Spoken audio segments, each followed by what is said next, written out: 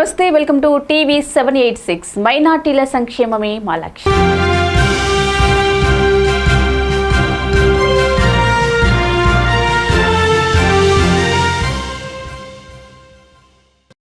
ఇక ఆంధ్రప్రదేశ్ న్యూస్ లోకి వెళ్తే, ఆంధ్రప్రదేశ్ రాష్ట్రానికి పూర్వ వైభవం తీసుకొచ్చేందుకు కృషి జరుగుతుంటే గత ప్రభుత్వంలో ఏపీని అధోగతి పాలు చేయడమే కాకుండా ఇంకా నరకప్రాయం చేసేందుకు జగన్మోహన్ రెడ్డి చూస్తున్నాడని మైలువరం శాసనసభ్యులు వసంత వెంకట కృష్ణప్రసాద్ గారు పేర్కొన్నారు. జి కొండూరు మండలం గంగినేనిపాలెం గ్రామంలో అన్న ఎన్టీఆర్ గారి విగ్రహావిష్కరణ కార్యక్రమంలో శాసనసభ్యులు కృష్ణప్రసాద్ గారు పాల్గొన్నారు. గంగినేనిపాలెం ప్రాథమిక వ్యవసాయ సహకార పరపతి సంఘం త్రిసభ్య కమిటీ ప్రమాణ స్వీకార కార్యక్రమం ఆదివారం సాయంత్రం జరిగింది. ఈ కార్యక్రమంలో మైలవరం శాసనసభ్యులు శ్రీ వసంత వెంకట కృష్ణప్రసాద్ గారు పాల్గొని నూతన త్రిసభ్య కమిటీని ప్రారంభించారు. అనంతరం ముఖ్యమంత్రి సహాయ నిధి చెక్కులు అందజేశారు. చైర్మన్ గా మంగళంపాటి వెంకటేశ్వరరావు గారు, సభ్యులుగా మెల్లపోయిన సాంబయ్య గారు, ఎర్లబోలు నెహ్రూ గారు ప్రమాణ స్వీకారం చేశారు. ఈ సందర్భంగా ఎమ్మెల్యే కృష్ణప్రసాద్ గారు మాట్లాడుతూ, జగన్మోహన్ రెడ్డి అరాచక పాలనకు వ్యతిరేకంగా పవన్ కళ్యాణ్ గారు కూడా తోడు కాబట్టే కూటమి ప్రభుత్వం ఏర్పడింది. యువత, రాష్ట్ర ప్రజలు భవిష్యత్తు కోసం కూటమి ప్రభుత్వం నిరంతరం కృషి చేస్తూనే ఉంది. తెలుగువారి ఆత్మగౌరవాన్ని అన్న ఎన్టీఆర్ గారు నిలబెట్టారు. అన్న ఎన్టీఆర్ గారు పింఛన్ పంపిణీ పథకానికి శ్రీకారం చుట్టారు. అప్పట్లో 35 రూపాయల చొప్పున పింఛన్ అందజేస్తుండగా అది అంచెలంచెలుగా పెరిగి 4,000కు చేరుకుంది. సుమారు 2,000 మంది ఓటర్లు ఉన్న గంగినేని గ్రామంలో 670 మందికి వివిధ రకాల పింఛన్లు అందజేస్తున్నాం. ఈ ఒక్క గ్రామంలోనే ప్రతి నెల పింఛన్లు నిమిత్తం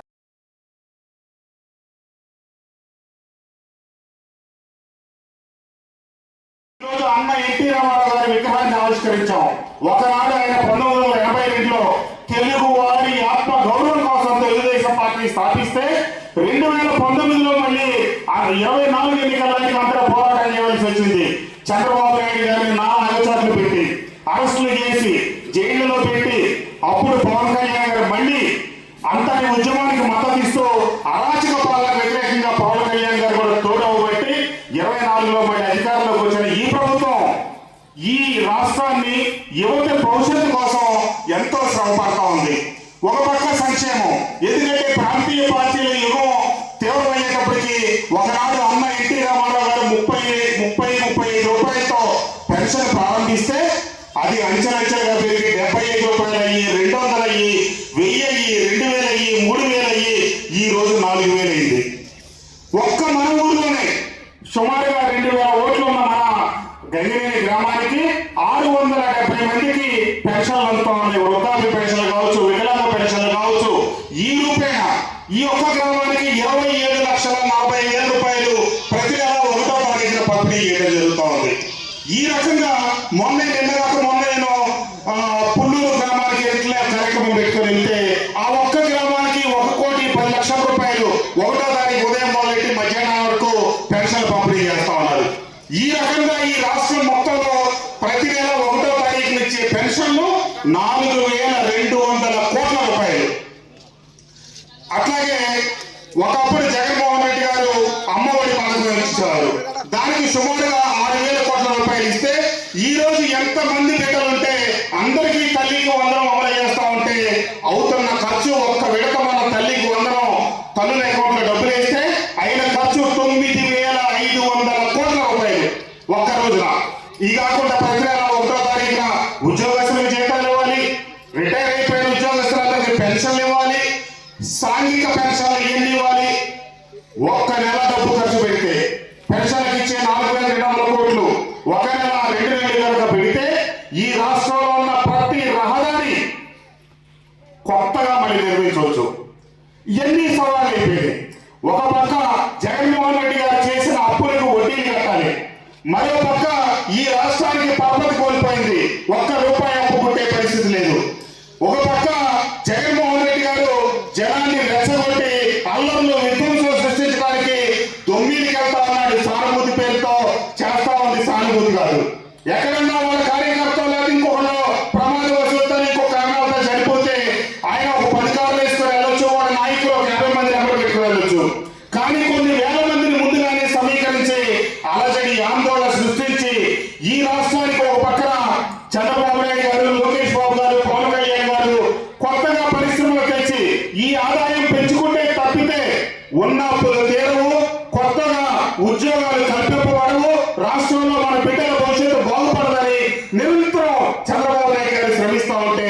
వెనక నుంచి గోతులు దొరుకుతూ వెనక నుంచి ఏ రకంగా అప్పులు పుట్టకుండా అన్ని సంస్థలకి ఉత్తరాలు రాసుకుంటా ఏదో రకంగా వర్షాలు పడుతుంటే పడకూడదని ప్రాంతంలో మొన్న ఈ నియోజకవర్గానికి సంబంధించిన వైసీపీ నాయకుడు జీకొండలో మీటింగ్ పెట్టి వర్షాలు పడ్డాయా కనీసం చొక్కా కూడా తరలేదు అది అని చెప్పి ప్రేలాపన వెళ్ళాడు. కరెక్ట్ గా వారం తిరగక ముందు ఇప్పుడు నేను ఇటు నుంచి వచ్చా నందిగామ నియోజకవర్గం పెద్దాపురం మనకి ఇటు దుగ్గిరాలపాడు మీదకి వస్తే రైతన్నల మొత్తం పొలాల్లో నీళ్లు నిలిచి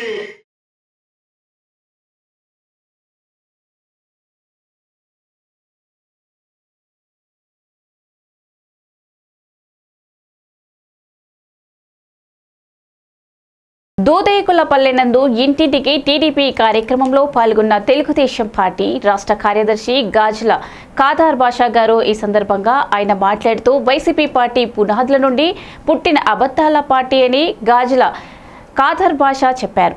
గత వైసీపీ నాయకులు నీచ రాజకీయాలు చేస్తూ అవసర స్థితిలో ఉన్న పార్టీని నిత్యం ఏదో డ్రామా నడిపిస్తూ వెళ్తున్నారని చెప్పారు. వైసీపీ నాయకులు చాలా దిగజారి మాట్లాడడం సమంజసం కాదని తెలిపారు. వ్యవస్థను దుర్వినియోగం చేసిన నీచ చరిత్ర వైసీపీ పార్టీదేనని చెప్పారు. వైసీపీ హయాంలో ప్రజలు అనుభవించిన నరకం, ప్రజలు పడిన ఇబ్బందులు, కష్టాలు, నష్టాలు మళ్లీ అనుభవించాలని ఎవరు లేరని తీవ్రంగా దుయ్యబట్టారు.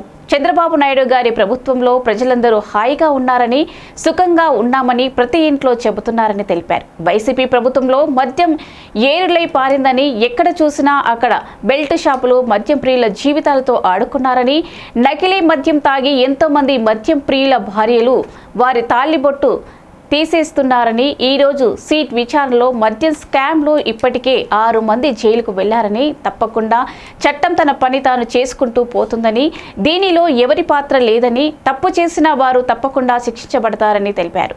ఈ రోజు నకిలీ బ్రాండ్ల అమ్మకాలు ఎక్కడా లేవని తెలిపారు. గతంలో వైసీపీ నాయకులు ప్రభుత్వానికి డిజిటల్ బిల్లులు చెల్లించకుండా కోట్లాది రూపాయలు నొక్కేశారని తెలిపారు.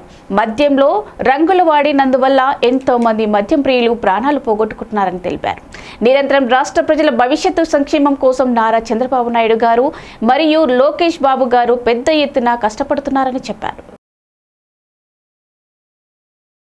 గోవా గవర్నర్ గా అశోక్ జగపతిరాజు గారి ప్రమాణ స్వీకారం కార్యక్రమంలో పాల్గొన్న స్పీకర్ అనన్య పాత్రుడు గారు, మంత్రులు నారా లోకేష్ గారు, రామ్మోహన్ నాయుడు గారు, సంధ్యారాణి గారు, కొండవల్లి శ్రీనివాస్ గారు, టీడీపీ రాష్ట్ర అధ్యక్షుడు పల్లా శ్రీనివాస్ గారు, ఎంపీ అప్పల నాయుడు గారు, టీడీపీ నేతలు.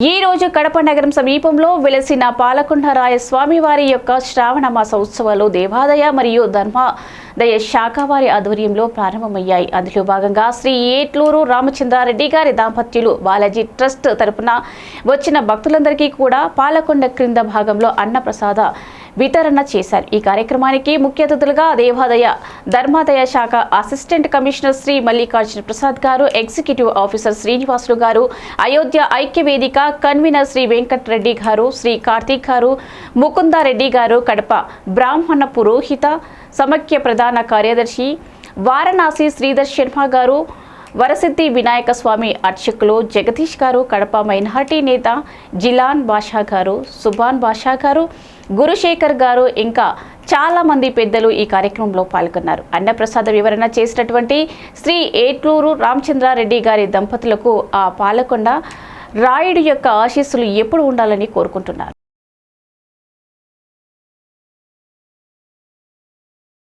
మాంసాహార ప్రియులు అత్యంత ఇష్టంగా తినే పులస సీజన్ యానంలో మొదలైంది. యానం గౌతమి గోదావరికి ఎర్రనీరు పోటెత్తిన సమయంలో మత్స్యకారులకు చిక్కుతున్న పులసలు. యానంలో వేటకు వెళ్లిన మత్స్యకారులకు సుమారు 2 కేజీల బరువు ఉన్న పులస వలకి చిక్కింది. దీనిని వేలపాటంలో మార్కెట్లో చేపలు విక్రయించే పూర్ణమండల భద్రం రత్నం దంపతులు 22,000కి వేలంపాటలో అత్యధిక ధరకు దక్కించుకున్నారు. కొండపల్లిలో శ్రీ వసంత కృష్ణ ప్రసాద్ గారు ఎమ్మెల్యే ఇచ్చిన సెండ్ స్థలాలు జగన్ కాలనీ ఇళ్లప్రోలు దగ్గరలో రోడ్ల పరిస్థితి, కనీసం త్రాగునీరు కూడా లేక ఇబ్బంది పడుతున్నాము. స్ట్రీట్ లైట్లు కూడా అక్కడక్కడ లేని పరిస్థితి. చిన్నపిల్లలు, వృద్ధులు నడవలేని రోడ్లు, విష జ్వరాలతో అల్లాడుతున్న కాలనీ వాసులు. పాములు అయితే ఇళ్లలోకి వస్తున్నాయి. ప్లీజ్ మీడియా మిత్రులారా మా కాలనీ పరిస్థితి గురించి స్థానిక ఎమ్మెల్యే గారికి అలాగే లోకేష్ గారికి పవన్ కళ్యాణ్ గారికి తెలియజేయాలని మనవి, అలాగే కొండవల్లి చైర్మన్ గారికి కూడా తెలియజేయగలరు అని మా కాలనీ వాసులు అందరూ ఆశిస్తున్నారు. శ్రీశైలంలో ఆర్టీసీ డ్రైవర్ను టోపీ ధరించి లోపలికి వెళ్లరాదు అని హుక్కుం జారీ చేస్తున్న చెక్ పోస్ట్ సెక్యూరిటీ సిబ్బంది. ధీటుగా సమాధానమిచ్చిన ఆర్టీసీ డ్రైవర్, గత 30 ఏళ్ల నుంచి నేను శ్రీశైలంలో డ్యూటీకి వస్తున్నా. మా ఎండీ గారికి మీరు లెటర్ రాసి ఇవ్వండి, అసలు మేము డ్యూటీకే రాము. ఈగోతో జగనన్న పథకాలు అమలు చేయలేక కొట్టుమిట్టాడుతున్న చంద్రబాబు ఏడాదిలోనే ప్రజా వ్యతిరేకత ఎదుర్కొంటున్నాడని మాజీ ఎమ్మెల్యే వాసుపల్లి గణేష్ కుమార్ అన్నారు. విశాఖ 41వ వార్డులో కార్పొరేటర్ కోడిగుడ్ల పూర్ణిమ, వార్డు అధ్యక్షుడు కోడిగుడ్ల శ్రీధర్ ఆధ్వర్యంలో జ్ఞానాపురం వైసీపీ కార్యాలయం వద్ద ఆదివారం బాబు షూరిటీ మోసం గ్యారంటీ కార్యక్రమం చేపట్టారు. అన్ని వర్గాల ప్రజలను మోసం చేసిన ఘనత చంద్రబాబుకే దక్కుతుందన్నారు. రోడ్డున పడేసుకుంటే పవన్ కళ్యాణ్ ఆయన సొంత సినిమాలకు ప్రమోట్ చేసుకోవడానికి పరిమితమయ్యాడన్న అవినీతి రహితంగా పేద ప్రజలకు అందించిన ఘనత జగన్మోహన్ రెడ్డిదని అన్నారు. కార్పొరేటర్ కోడిగుడ్ల పూర్ణిమ శ్రీధర్ మాట్లాడుతూ 41వ వార్డులో వైఎస్ఆర్సీపీ ప్రభుత్వంలో నాడు ఎమ్మెల్యే వాసుపల్లి ప్రోత్సాహంతో 2 కోట్లకు పైగా వార్డుల అభివృద్ధి కార్యక్రమాలు చేపడుతున్నామన్నారు.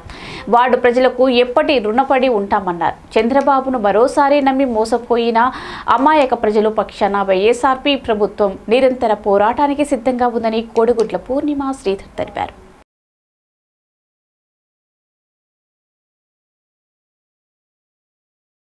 సింగపూర్ గత 5 ఏళ్ల విధ్వంస పాలన చూశాక రాష్ట్రాన్ని కాపాడుకునేందుకు విదేశాల్లో ఉన్న తెలుగు వారంతా స్వచ్ఛందంగా ముందుకు వచ్చారు. అందుకే ఏ దేశం వెళ్లినా ముఖ్యమంత్రి గారు నేను తొలుత తెలుగు వాళ్లను కలవాలని నిర్ణయించుకున్నామని రాష్ట్ర విద్య, ఐటీ, ఎలక్ట్రానిక్ శాఖల మంత్రి నారా లోకేష్ అన్నారు. తెలుగు డయాస్పోరా సమావేశాన్ని విజయవంతం చేసిన వాలంటీర్లతో లోకేష్ సమావేశమయ్యారు. ఈ సందర్భంగా మంత్రి లోకేష్ మాట్లాడుతూ సింగపూర్ అభివృద్ధి చెందిన తీరును మనమంత స్ఫూర్తి తీసుకోవాలి. ఇక్కడ ఉన్న తెలుగు వారంతా రాష్ట్రాభివృద్ధిలో భాగస్వాములు కావాలి. రాష్ట్రానికి పెట్టుబడులు తీసుకురావడానికి కృషి చేయాలి. డబుల్ ఇంజిన్ సర్కార్ ఏర్పాటు కావడం వల్ల రాష్ట్రం ఊపిరి తీసుకుంటోంది. ప్రధాని మోడీజీ త్వరలోనే సింగపూర్లో పర్యటిస్తారు. ఆ పర్యటనలో పెద్ద ఎత్తున తెలుగువారు పాల్గొని విజయవంతం చేయండి. రాష్ట్రానికి సహకరిస్తున్న ప్రధానికి కృతజ్ఞతలు తెలపాలని మంత్రి లోకేష్ విజ్ఞప్తి చేశారు. తెలుగు డయాస్పోరా సమావేశాన్ని విజయవంతం చేసిన వాలంటీర్లు అభినందించిన లోకేష్ వారితో ఫోటోలు దిగారు. ఇన్స్టాగ్రామ్లో పరిచయమైన వ్యక్తి కోసం కన్న బిడ్డను దిక్కులేని అనాథగా బస్టాండ్లో వదిలేసి వెళ్లిన తల్లి. నల్గొండ బస్టాండ్లో చోటు చేసుకున్న ఘటన ప్రియుడు తన వెంట రమ్మని వెంట పడడంతో మానవత్వం మరిచి ముక్కు పచ్చలారని కన్నబిడ్డను దిక్కులేని అనాథగా వదిలివేసి వెళ్లిన తల్లి. బిక్కుమంటూ ఉండిపోయిన బిడ్డని గమనించిన పోలీసులు సమాచారం ఇచ్చిన ఆర్టీసీ సిబ్బంది సీసీ కెమెరాల ఆధారంగా ముందు తల్లి అనావాలు గుర్తించి ఆమె భర్తకు సమాచారం ఇచ్చి బిడ్డను అతనికి అప్పగించిన పోలీసులు.